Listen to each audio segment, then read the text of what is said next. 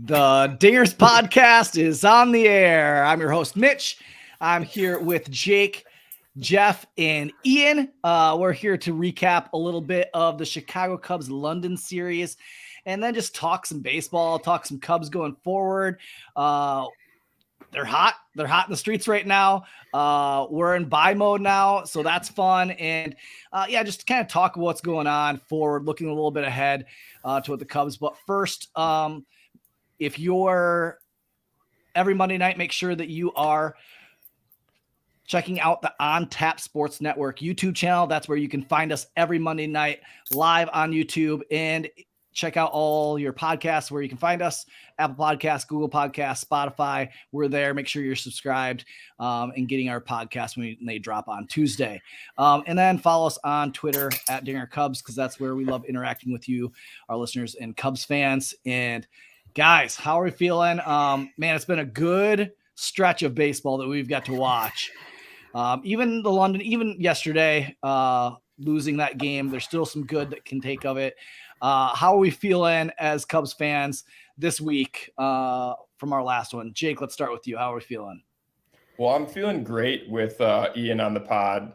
You guys hear us name drop him. He's in the comments. Ian and I frequently are texting Cubs baseball if we're not tweeting back and forth with each other about it. So it's good to have Ian on. I feel good. I mean, like you said, Mitch, yesterday was kind of a bummer note to end the trip on. But 4 of the last 5, what was it? The road trip. Is that right? Yeah. That's pretty good, especially when you consider the extreme time change. My whole thought was that just the jet lag caught up to them on Sunday, and they were just kind of riding highs on Saturday. Wilson Contreras turned it on in the series, and he's going to continue to do that against us, and whatever. Obviously didn't matter Saturday, but I'd say overall I'm feeling good. There's some down notes that we can touch on, but yeah, Ian, I mean, you had yourself a heck of a weekend. How are you feeling, man? I'm feeling great. Thanks for having me tonight, gents. I on the Wilson Contreras note, I feel like he saw the gif of the homer being launched right in front of him and him looking up, and someone paused it right on his face. And I feel like he somehow saw that and then was like, oh, I can't let that happen. So it's like you said during our first series with the Cardinals, just the best thing to do is ignore Wilson. Like, stop giving him this ammunition, because he's gonna turn it on us. And Ian, you were in Des Moines singing the national anthem and taking in all the greatness that is Des Moines. Tell us a little bit, to kind of start, like a little bit about your experience there at Iowa. You got to meet a celebrity, Cubs celebrity. Yeah. So this past Saturday I was in Des Moines singing the national anthem at the Iowa Cubs game. Lots of Cardinals fans present as they were playing the Redbirds. Losers. Yeah. Actually, I was in full heckle mode after my responsibilities were done. 2 of the Redbirds players, I think Lukin hit a home run. And I, bunch of people cheering in the crowd, and I was just like, man, they could have used that in London yesterday. So it was a good time. I did meet a Cubs type celebrity, Mr. Thomas Ian Nicholas, who is famous for playing Henry Rowan Gardner in Rookie of the Year. And I have a spoil to share with everyone. Signed baseball card, signed Topps card. That's awesome. But yeah, no, it was a great experience. The city of Des Moines was great. It's buzzing. Mr. David Bodie came up after I sang the anthem, said great job. So that was a cool little experience. But they walked it off. Didn't they walk it off on Saturday night? They did, yeah. So the iCubs are 1-0 when I sing the anthem. So, if the Ricketts are listening, I think it's time to get me to Wrigley now. So there you go. Yeah. Pivotal game. Ian sings right. anthem. Yeah, I think that's a good strategy so far. There you go. Jeff, how was your weekend? You were at a golf tournament. Yeah, I was. I played in a golf outing for it's the 7th year they've had it. previous years, the money went towards the Central Iowa Make-A-Wish Foundation, but I think it's now going towards the Kids Cancer Connection to help, send kids to camp, have them a little enjoyment in life. So, yeah, I spent a lot of time outside Saturday. And then I also had a high school class reunion Saturday night. I was in drink mode from 11 a.m. till 11 p.m. Was that your 40th reunion? 25th, you jackass. Ouch. I was like, do I compliment him and say 10th, or do I just jack it up? And I was like, check it. Always check it up. Yeah. So. You got to give it to Jeff because he's going to. But yeah, let's talk some Cubs, man. The Cubs have been playing good, and they're gonna. My prediction of it being the Cubs in Reds being 1-2 by the All-Star break is inching closer and closer with Cubs. I really wanted them going into London. They played great against the Pirates, like we expected. Another sweep of the Pirates. Going in that London series, if they would have won both of them, they would have been back to 500, which that would have been amazing, awesome. But that didn't happen. Got the split there in London. But they are only, was it 4 games? Three and a half games back? 3.5. 3.5, yeah. 3.5 games back of first place. Cincinnati Reds, who are playing some hot baseball, even though they did lose 3 games. Okay. 3 games back. But going into the London series, like I said, I really wanted them to take 2 just to get back to 500. And especially after Saturday's 9-1 victory, you're looking at Stroh going on Sunday. And like most Cubs fans, you're thinking, dude, this is going to happen. We're going to get back to 500. Start out 4-0. And then kind of Mancini happened. So first I wanted to kind of talk about Mancini and what do we do with first base? What's the best case scenario going forward? And it kind of even involves a little bit of maybe center field there because Bellinger, since coming back, has played a lot of first base. And with that, Mike Tauchman has been playing a lot of center. And I mean, Tauchman's been hot, so why not ride that? But going forward, do we see that? Let's start with you, Ian. Do you see that as kind of the long-term solution? Do you want to see Bellinger at least the rest of this year getting the most of the starts at first, or what are we going to do with Mancini if he's not in the regular everyday lineup? I'm going to pick a fight with Jake right now. With David Ross's roster management a few times this season, more than a few times this season. Oh my God. He could have started me at first base, and we might have been okay. I would have at least gotten out of the way of a few things that I should have gotten out of the way of. Yeah, I mean, I hope Scott here in the comments, he has it right on. If Mancini plays first base again, do we riot? I mean, I don't know if we riot, but I think you could have some healthy displeasure. The Bellinger thing at first seems to be working. I think you let Tauchman ride it out until he just flames out on his own. If that ends up happening, so far, it's hard to say that it will. There's no indication it will. Yeah, my buddy Brian Connolly here. Talk of the town, baby. Yeah, that's a John Teagarden quote. Shout out to John Teagarden on Twitter. He made a little drawing of it, but I mean that's the thing is like I think you just kind of Mancini at this point, like he's just slow in general, whether that's defensively or offensively. There was a send a couple games ago where he got sent and I was like, why is it Mancini? Well, even on Saturday's game, he got sent and got lucky that the throw was up the line. Right. Right. So, yeah, I mean, I would hope that there's another solution. The thing is, I will say about Mancini is his bat does play. Like the runs that they scored in the first was because Mancini hit one off the wall and drove in too. Like his bat does play at DH. So it's like, that's where you got to pick the spots for him to get his playing time is getting in at DH. And I mean, I guarantee you every team in the league is looking at his defense and they're like, yeah, that's why we didn't pursue him in the offseason and free agency. Cause we knew that like defensively, he's a liability out there. Like, and so I don't know. It's tough. Scott brings up a good point in the comments. He just dropped the comment right now. Wisdom's eligible to come off the IL tomorrow as well. Wisdom has played some first base and hasn't been miserable either. I think you're right. Like his bat has to be played at the appropriate times. And yesterday he was, responsible for driving in 2, but also responsible for whether 4. Yeah, whether directly or indirectly giving up 3 or 4. So, that's what the kicker is. Yep.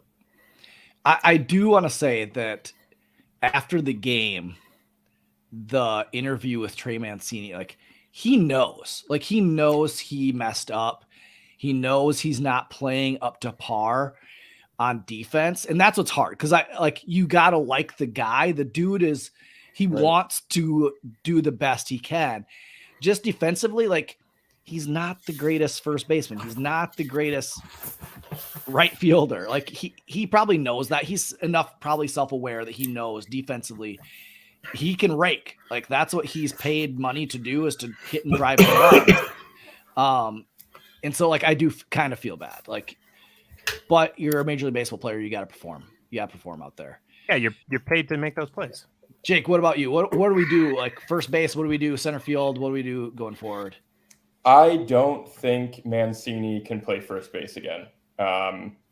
I heard somewhere today that amongst even he's defensively the worst first baseman in Major League Baseball right now, which was not always the case.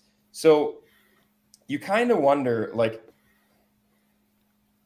it's been a really rapid decline, and it happened after he got traded to the Astros last year. Something happened where the wheels really started to come off quickly. Like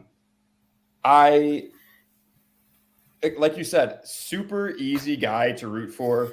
The post-game interview, he knew what happened. He knew what went wrong, and he shouldered blame. And I can only hope that the team picked him up after that. And I think that is the kind of clubhouse we're dealing with this year, especially with a guy like Mancini.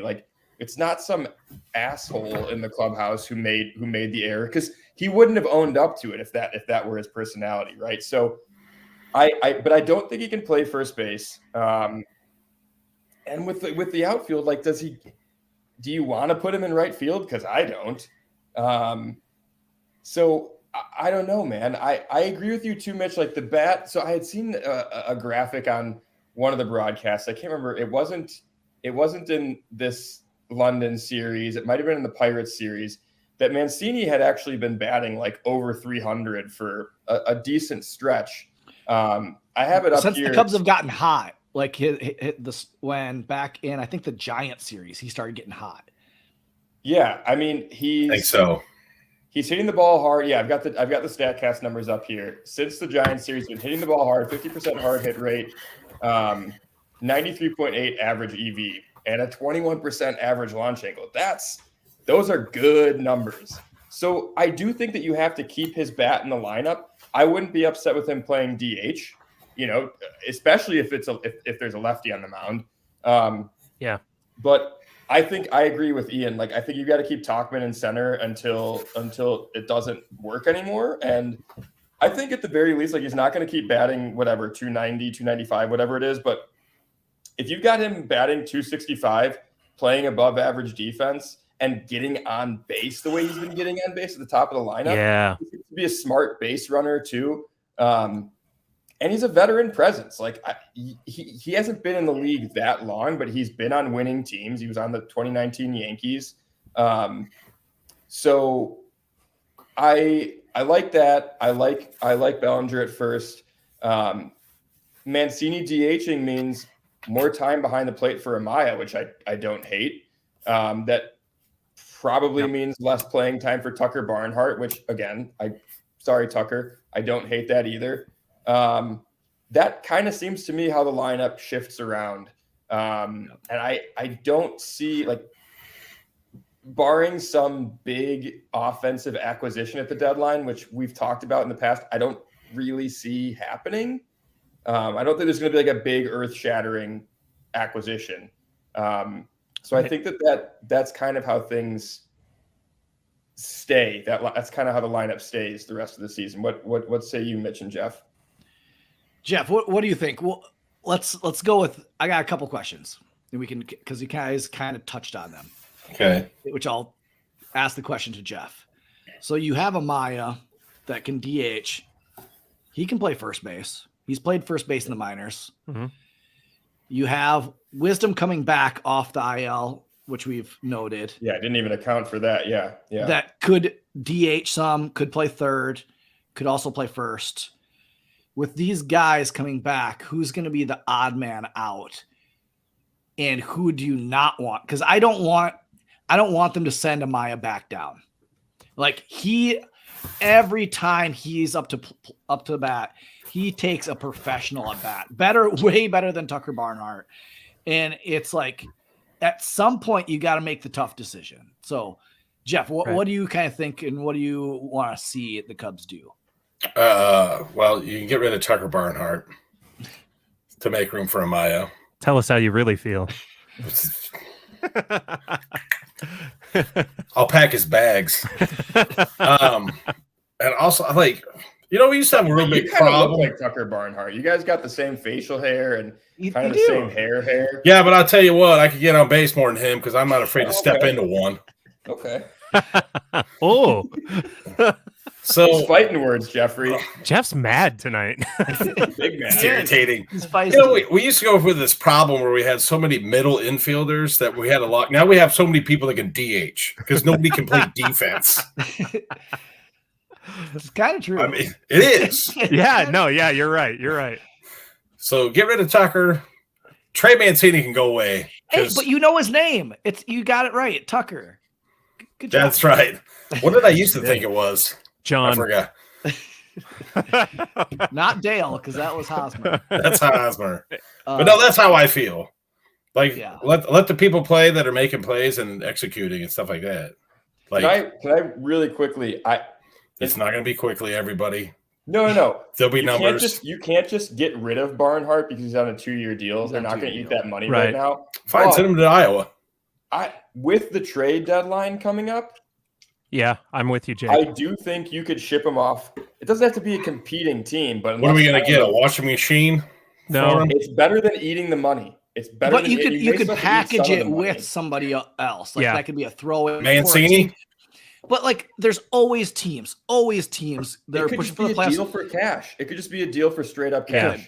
So but there are teams that always want a catcher, a defensive catcher first, going into the playoffs. There's always those guys that like, hey, no, we want pitch or catching is super important in the playoffs to be able to handle a good pitching staff. Right. And Tucker Barnhart can do that. He is a good defensive catcher. So yeah, the numbers are there to prove that. I want to circle Scott back. In the comments wants you to know, Jeff, that Barnhart did just hit a dinger. One. He did. He just hit one. Yes. Jeff, I mean, Jeff, you're right there. You could send him to Iowa. I just did that today in MLB The Show, and Jake, I do want to mention. You said Talkman's played for winning organizations. There's a caveat there. And I live in Denver, so I'm allowed to do this. Maybe the Rockies would have won some more games had they called Talkman up sooner because he got screwed. Maybe he could have helped them score more than one run when they got shellacked 25-1 the other night. But hey, that's actually probable with the way that he's leading off. That's probable. Let the ball fly a little bit more in that Denver air. There you go. Yeah, I don't even get me started on how Talkman got screwed over in Colorado. As have a lot. We don't have to. Prospects. He's getting his chance here, and that's all that matters. Yeah. I have a question. Go for it, Mitch. What's on your TV? It's the game from Saturday, the one that they won. Oh, it's a commercial. Yeah, I thought I was watching a cooking show. So we brought up Wisdom coming back. I want to talk a little bit about third base, and we have Ian on. Ian is, I would say, the biggest Patrick Wisdom fan that I know. Yeah. So going forward, Nick Madrigal has been playing a really good third base, and he barreled his second baseball of his career yesterday. Yeah, he did. He's been hitting pretty well. Like I have felt really confident of Nick Madrigal up to bat, getting a good base hit. That was a good belch. Nice, Jeff. Good. Jeff. That wasn't me. It was Jake. It was Yeah, not. I did that. I did. So what are we going to do at third? Ian, what do you think? So, all right. Are you confident in Patrick Wisdom at third? Defensively and his arm, always. Like, the guy just has the. Sometimes I think his throw from third to first is. I'm gonna get roasted for saying this, but I'm just gonna say it anyway. I think it's sometimes prettier than KB's was. However, I don't disagree. I do not disagree. I actually agree with that. And so, with that said, I know Madrigal's been playing well. Look, Jake, I know you love Nicky double bags, but well, he's actually Nicky double barrels now. Yeah, Nicky double barrels. But the little 2 and 3 step thing that he's been doing lately to get a ball just to first is not going to work against somebody like Harrison Bader or Trey Turner. If they rack a single up, you can't take those extra 2 or 3 steps. And I would hope he knows it. But every time he throws it, I'm like, I don't know if it's going to get there. It just doesn't have the same zip, same oomph behind it. You ever heard of a little guy named Brooks Robinson, Ian? You ever heard of Brooks Robinson? Where are you going with? Do you know that Brooks Robinson did not have a cannon for an arm? Do you know that Brooks Robinson at the time was considered kind of undersized for third base? When you think of the best third baseman defensively of all time, who is it? It's Brooks Robinson. It's not Why? Nick. Footwork. Yeah. You're talking about these extra steps he's taking. It's footwork. Right. And the guy, there he is. There's Brooksy. But he's way better looking than Nick is. Come on. He looks like he work at a co-op. Look at that hair. He does look like he would work at a co-op. He needs a bit of a haircut. Nick is still in high school right now. You're right. You're right. The footwork is important. Yes. I do think so. I don't know when this started. Wisdom's outs above average. Bad. Oh, it's brutal, right? It's brutal. 2021, he was in the 83rd percentile. 2022, the first percentile, which is the worst. And then 2023, he's improved slightly to the 9th. Last I checked, Madrigal, 85th percentile. Right. And he's been above average. Scott, what's Scott say? Ouch. Madrigal would be with the number 1 picks tonight. I would take him on my softball team. He says I would too. Madrigal would be the number 1 pick in 99% of all slow pitch softball teams. Yeah, absolutely. That's fine. Look, to answer your question, Mitch, long run, I think they're better off with Madrigal at third. I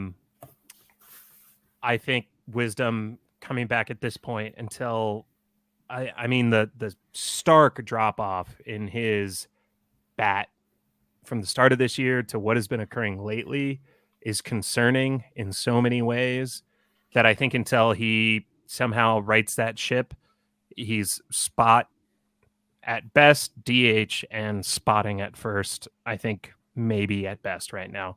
I'm with Jake on this. I think long term right now it's Madrigal. Yeah. Until we trade. Yeah, I was gonna say, like when I think like long term, it's the rest of this season most likely.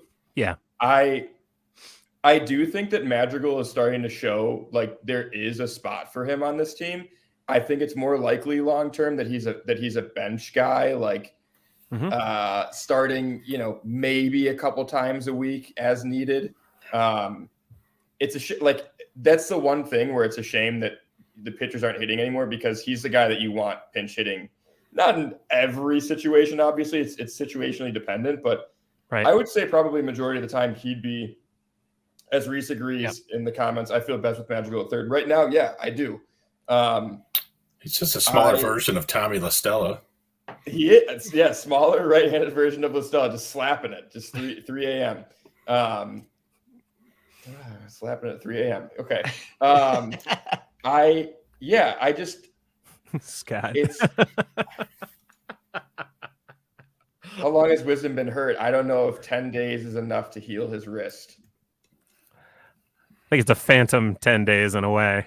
Yeah. I do think though, like I would be happy to put Wisdom at first. I would be more than happy to have Wisdom spot at first. Yeah. Especially, I don't know, like if you have a lefty, well, no, that doesn't make sense because I was going to say if you have a lefty starter, move Talkman to left. No, because he's also a lefty. And Hap did hit a home run. Didn't he hit a left-handed home run or right-handed home run against the Pirates? Oh, against the Pirates, yes. Yes. I think he did. Yeah.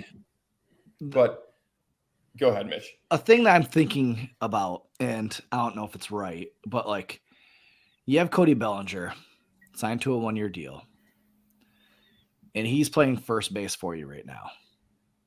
And you have to think Cody Bellinger, he wants to win, but he's also thinking about his contracts going forward. Right. And where does he want to play? Where does he think is the best value for himself going forward?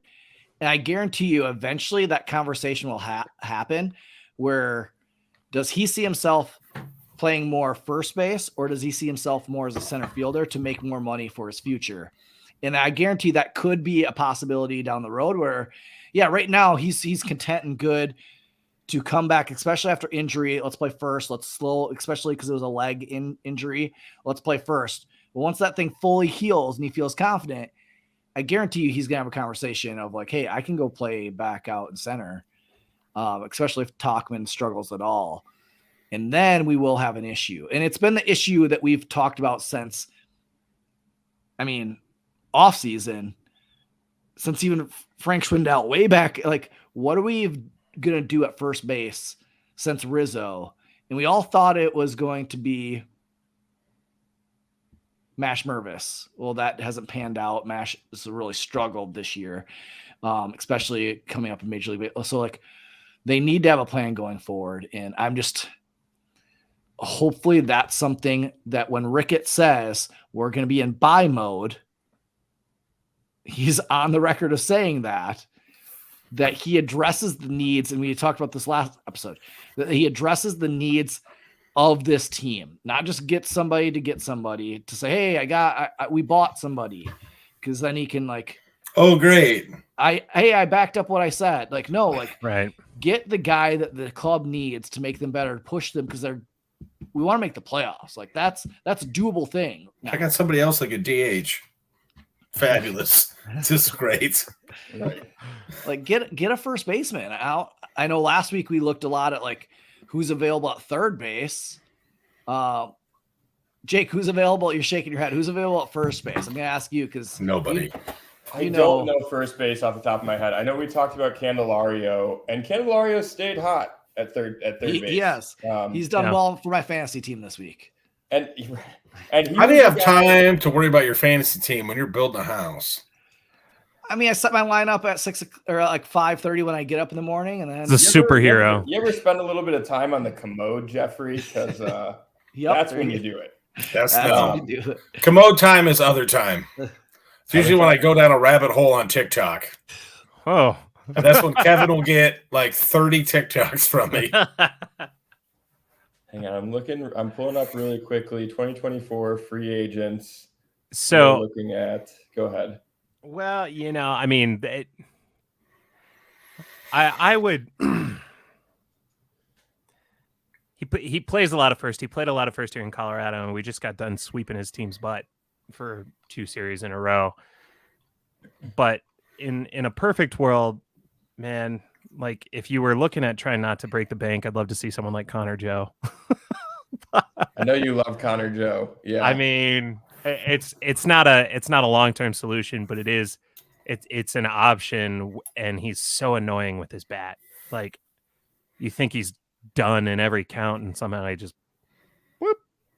Oh, look, it's a single. Like what about Jesus Aguilar that's with the Oakland A's? Yeah. He's with the A's right now. Is that who? Oh, yeah, with the A's. Yeah. I mean, he has 16 home runs right now. that's a great bat. Fabulous bat. Yeah. I mean, Probably Can he trade play me t- and get him. Can he play defense? He's he can all right. he can take up room at That's first not base. reassuring to me. Yeah. He's big. Yeah. He can stand out there in the dirt. He's fine. You know, hey, Vogelbach stands out there in the dirt too. All right. The hard thing with that is you're not getting anything better than what? Right. No, Yeah. here's okay. So here are the upcoming unrestricted free agents. Joey Gallo, you're not taking him. Brandon Belt, I'm not super interested. Gio Urshela is interesting, but he's on the Angels. I don't think he's going to be traded. Nope. CJ Crone, I don't know how he's playing this year. He played well. I think he may be a product of just playing at Coors. G-Man Choi, Garrett Cooper. The Marlins are actually competing right now, so I don't think Garrett Cooper will be on the block. And then the last four, I mean, aside from Jesus Aguilar, there's no one else on there. So, but again, like we talk about, I've said it time and time again. People don't spend big money on. And so going back to your point, Mitch, about Bellinger, trying to get a contract, he's going to want to play center field. Yeah. More often than not to finish out this year, because as I've said, you can teach any athlete how to play first base. Any bat, like that's why you put guys just get put at first base. Should Trey Mancini know how to play first base by now? He should. Well, but that just goes back there's got to be something else going on with Astros Mancini. ruined him. There's This is just got to be something else going on. This is Jake's Hattie, not Pena moment right here. But even this is what's crazy. I'm looking at the MLB top 100 prospects. There's only 2 first basemen in the top 100. Who are 2. There's one at 50. Was it like 51? No, 52. It's because first basemen aren't valued as highly. They're not. And that's right. That's exactly why you don't see as many first basemen in the top 100. Because it's just like there are a lot of other guys on that top 100 list right now, Mitch, who are probably listed at other positions who are going to end up being first baseman DH types. Like I know right now off the top of my head, like Colt Keith of the Detroit Tigers, I think is listed as a third baseman. Just looking at it, third base, second base, that's what he's listed at. He's going to be a first base DH. So like there are a lot of guys like that. I think another one that comes to mind, like maybe like Jordan Diaz of the A's. I don't know if he's top 100, but I think he's listed as a second baseman. Like he'll be a first baseman. So like there are a lot of guys who right now are playing other defensive positions in the minors because it's the minors and they can get away with it. But by the time, before they get called up to the bigs, they're going to be getting reps at first base or corner outfield spots so that they have defensive viability. If teams can get any defensive value out of them at all. A couple comments here I want to touch on really quickly. First, I want to touch on Scott's. He says, Josh Naylor from Cleveland. That would be a dream. It's not going to happen. He's got too much club control right now. He's a great young first baseman. You'd have to give up a lot for him right now because I think Cleveland also recently said that they're still going for it because the AL Central is so bad. So I think I heard that Cleveland said is on record that they're not selling.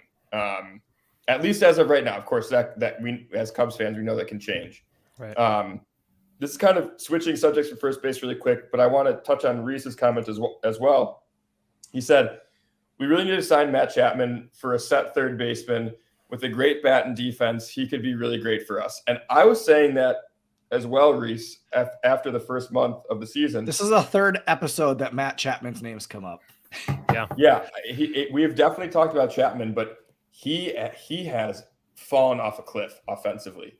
I mean, he's gone back to what we've seen the last few seasons. He was barreling the ball a ton in May. He looked great. It was like, okay, this is finally the guy. And his StatCast page still looks good. The problem is he's striking out and he's swinging and missing on pitches. And at this point, the guy's 30 years old. That's probably not something you're going to – he was a highly regarded prospect. He's been in the league for a while. Since 2017 was his first season. I don't think you're going to be able to coach that out. And I don't know. I was literally just thinking about this earlier today, and so he's batting in June 200, 291, 373 for a 664 OPS. And he had a 585 OPS in May. So it's not getting it done for me. And I'm at the point now, I think, did we talk about on here? Like, would you rather have Aramis Ramirez or I can't remember what the other option was. Give me Aramis Ramirez. I want the bat. We need the bat at third base. It is so clear that we need the bat at third base right now. That is the biggest hole in our lineup. You've got great defense up the middle. You've got solid, if not great, offensive or outfield defense. Just give me a guy who can knock down balls at third base. You solved it. Reese is good. He's off of him now. We get a bat. Yeah, Reese is done. But we get a bat at third base, and we move Nick Madrigal to first base. Done. Solved. Problem solved. You better hope whoever is at third doesn't throw that ball over 6 feet, or it is in the dugout, man. Just tell Madge to get big. Nikki, get big. What am I going to do? Send him to Stretch Lab or something? The Cubs are actually developing a Stretch Lab. I don't know if you knew that. Yeah, I mean, that's great and all. It doesn't work. We out there on stilts. Yeah. There you go. Brian in the comments. Madrigal to first base. You're fired. Jake, you're fired. You too, Mitch. Mitch. That was Mitch's suggestion. I just said get big. I mean, joking. We're all out here just trying to get big each and every day, right? Every day. Swole. I'm at my largest playing weight, so that's great. Anyway. Sunday.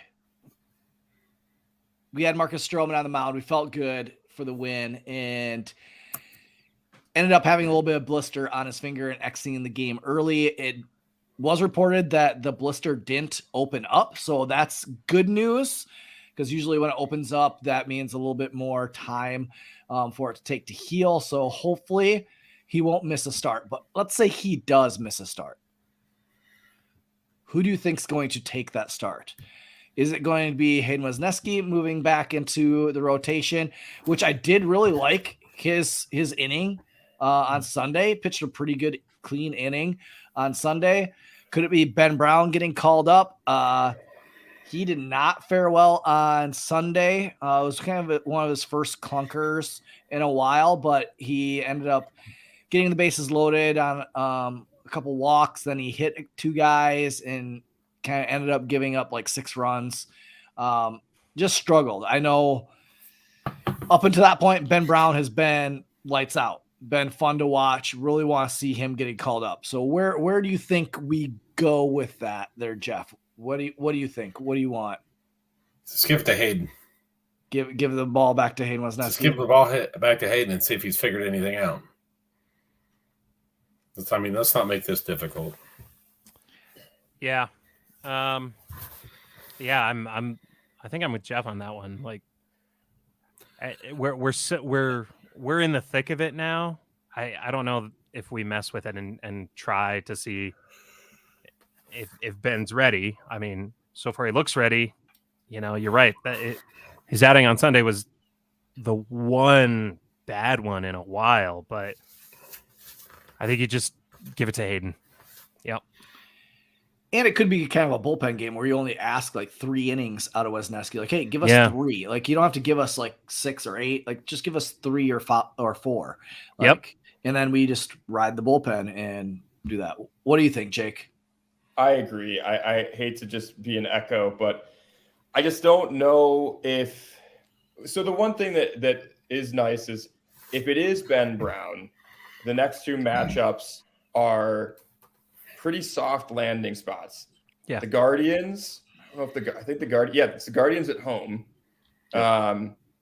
And depending on what day that would be, I might be there. He'd probably get the start on Saturday, I think, is how it would line up. So I wouldn't be there. I'm going to be at the game on Friday. But That's a good landing spot. And then if he needs to make 2 turns, then it's the Brewers. And despite the Brewers being now they're second place, their offense is not good. Their offense is not good. So I might be at the game on July 3rd, my birthday, up in Milwaukee. There you go. So yeah, nice. I'm trying to think offhand. So the one thing is Wesneski's been bad against lefties.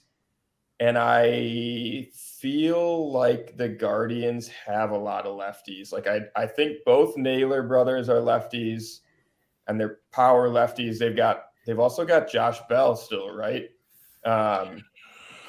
So they've got some lefty bats that can hit, and I think that could be the one thing. Like that could show, like if the Cubs, if the front office is really wanting to win, like I agree with what you said, Jeff. Like let's see if Hayden's figured something out, but the games matter right now. Like we're at a point in the season where like we have to put our best.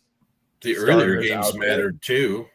Well, yeah, right. But I mean, it's at a point where it's like the division is so close. If you could go into the All-Star break tied or leading the division, that looks really good. So yeah, I don't know. I'm torn. Like I could see it going either way. I wouldn't be upset if Wesneski got the starts, unless he like just totally implodes. But I could understand. Like I'd be really happy to see Ben Brown too, because we're gonna see him at some point. We're gonna see him at some point this season.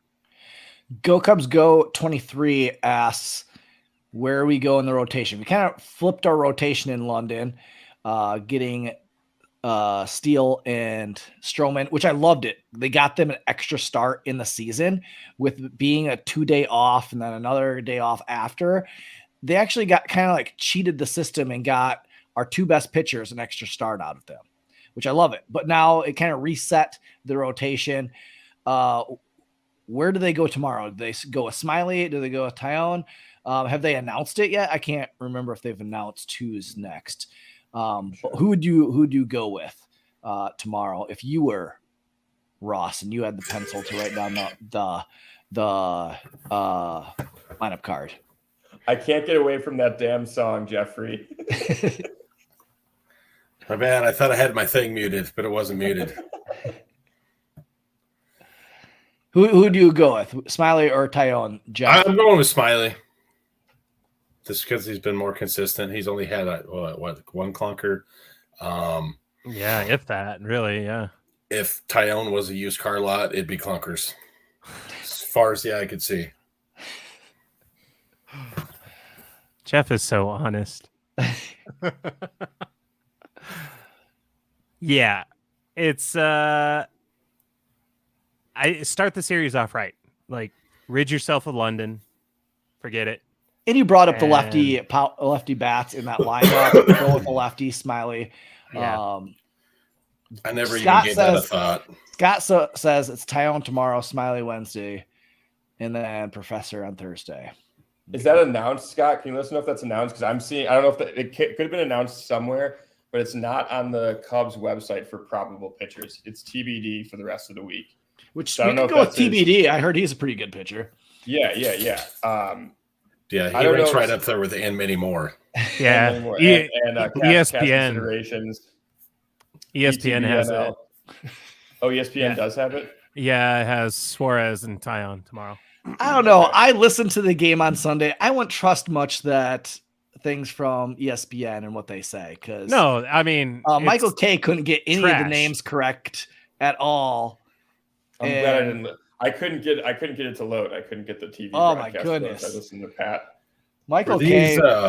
And Alex Rodriguez. Alex Rodriguez made my ears bleed. I'm so over A-Rod. Scott said it's on Yahoo as well. So it's on Yahoo. So we're good. But it's not on the Cubs website. It took you guys this long to be done with A-Rod? Because I saw him once in the postseason. I'm like, I don't need to see this crap again. Well, like I thought Michael K was pretty good.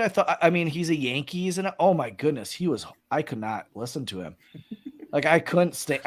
Like maybe it was just Alex Rodriguez making him sound worse. I don't know, but oh my goodness, A-Rod was horrible. And you know that 7th inning stretch on Saturday was incredible, though. Yeah. Mr. Nick Offerman, Illinois' finest. Oh shoot, I didn't catch that. I'll have to see if I can find that. Rick Sutcliffe was watching Sunday's game with Bill Murray as well, which is he was helping Bill keep score. Yeah. Nick Offerman was wearing a Ron Swanson jersey, man. There you go. That's Nice. awesome. Those are good times. Reese also points out we're facing Rangers Suarez tomorrow, 3.50 ERA, and that's weighted weird because when he first got back from injury to start the season, he was not pitching well, but he's been on a tear in like his last maybe 4 maybe 5 starts. Lefty.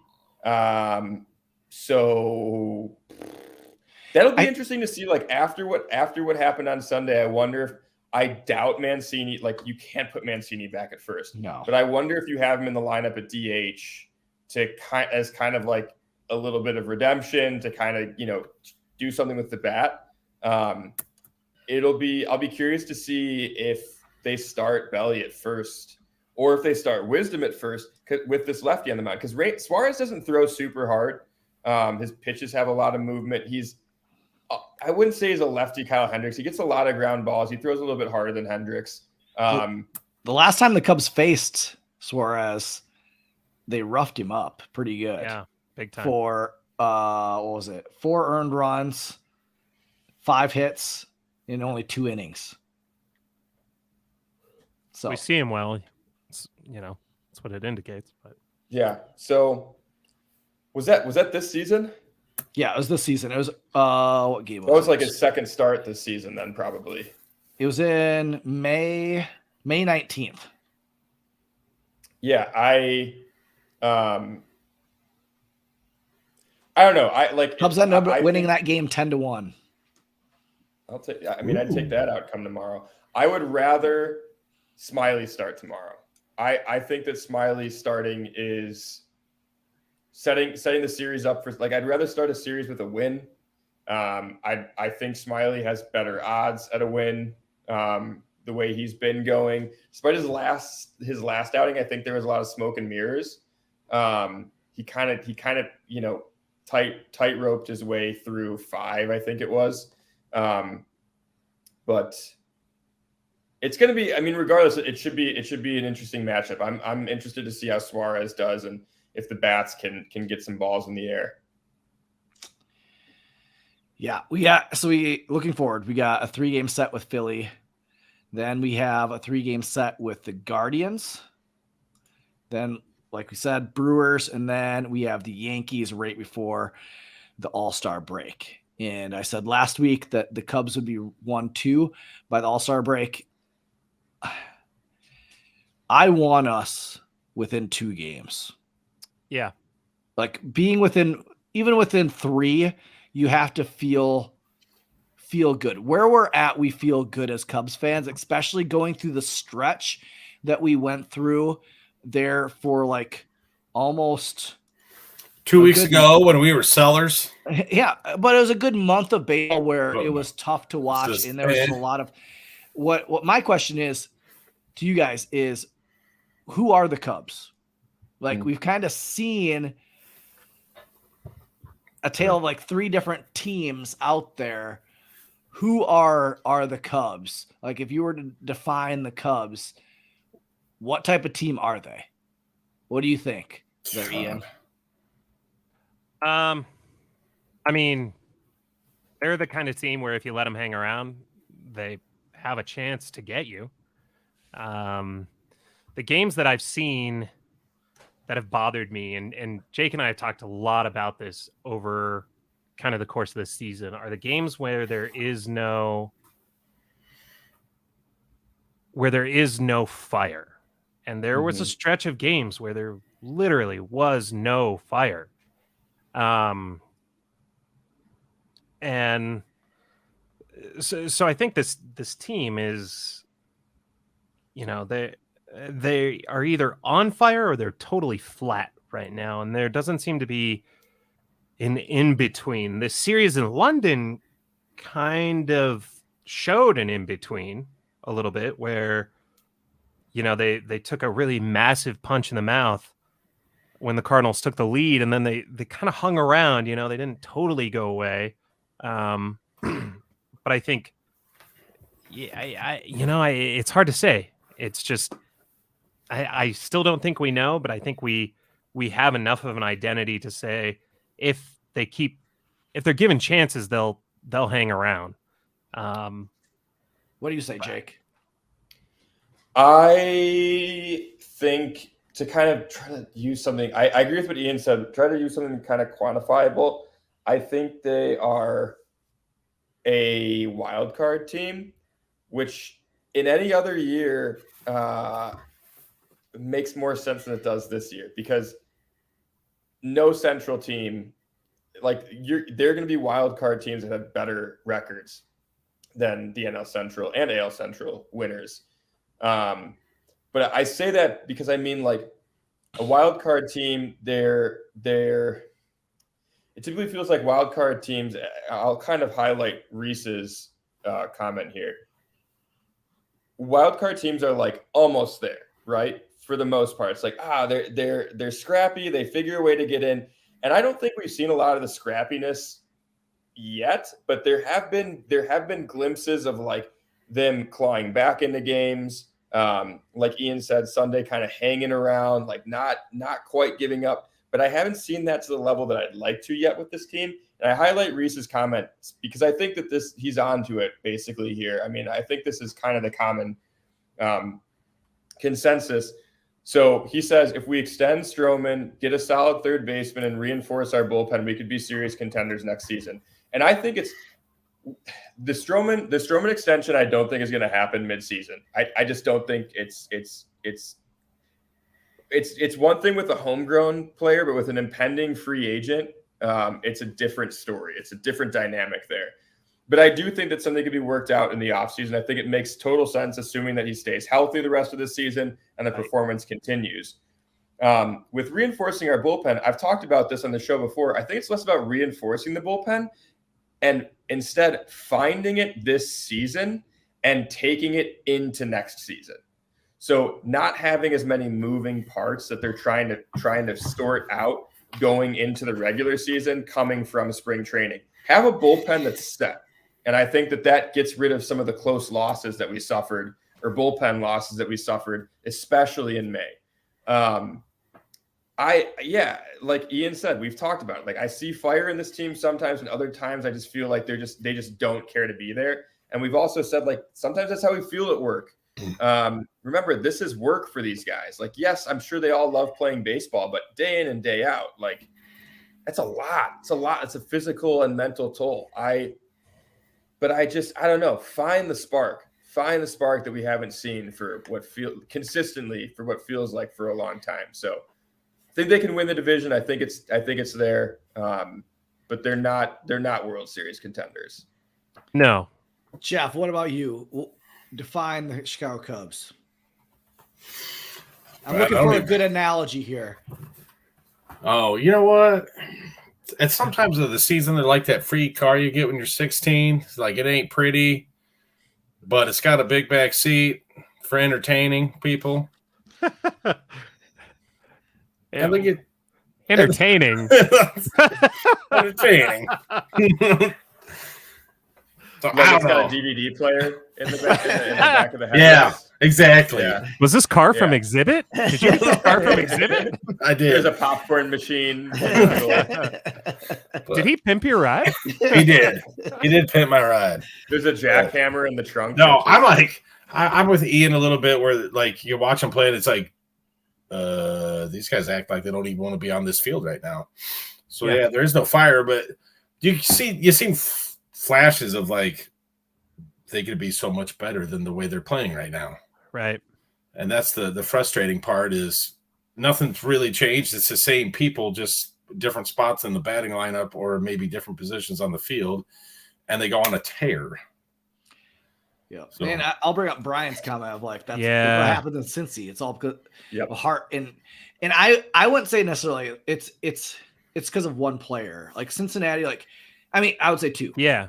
Cincinnati got hot because they brought somebody up that was lightning in a bottle, and so excited to be a Major League Baseball player and play is just naturally like he has some hobby in him. Like it's just, Yeah. he does spectacular things and he does the things like, and he just has this infectious personality and baseball player that like you just want to be there. And then Joey Votto comes back and he loves the game and plays the same way. And like, it only takes a little spark and then Cincinnati gets hot. Like it's that. Yeah. For me, like I look at the Cubs and they have strong pitching. Like they've had strong starting pitching the whole year. There was a little tiny stretch where they went through, I think, one round of the rotation where they kind of each struggled. But besides that, they've put together really good starts from our starting pitching. So we've been able to count on that.